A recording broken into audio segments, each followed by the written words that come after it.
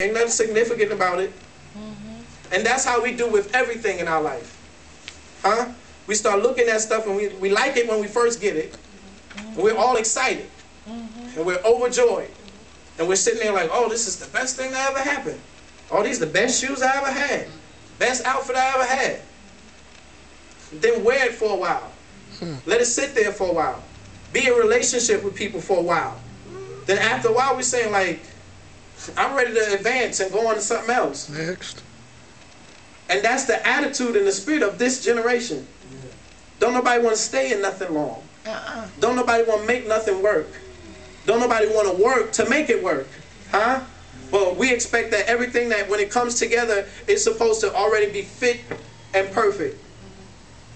Primmed and pressed for how we want it to look. Instead of allowing God, oh my God, I don't mean to go here. But instead of allowing God that when He brings a blessing, if your spirit is not on the level of where or whatever it is that you're believing or asking God for, then why don't you allow Him to bring your spirit up? That's right. Huh? Why don't you allow Him to bring your giftings up? Why don't you allow Him to bring your understanding up? See, it's easy to stay in an area where you're comfortable because this is usual. This is what I know. I have understanding. I have knowledge in this area. But it takes effort and it takes strategy to step out of the familiar. Listen to the word familiar. In the word familiar, you hear family.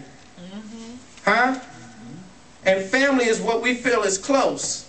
That's right. It's close to us. I know this. I understand this. I'm comfortable around this. But when we have to step into uncharted waters and things that are unfamiliar to us, we get uncomfortable. Huh? Why? Because nothing around me is familiar. Amen. Are we grasping that understanding? Nothing around me is what I'm accustomed to. Nothing around me is as usual as I would have it. So it creates this feeling where I'm not sure how to be, I'm not sure how to act, I'm not sure how to carry myself, I'm not sure how to respond, I'm not sure how to look, I'm not sure how to think, I'm not sure of what I need to do because I'm uncomfortable. That's right. And sometimes we have to realize that God has purposed certain things in our life to make us uncomfortable so that He can pull us up. And pull us up into a more excellent spirit and pull us up in areas where we're not achieving like as we should. Come on. So let's bring this to a close.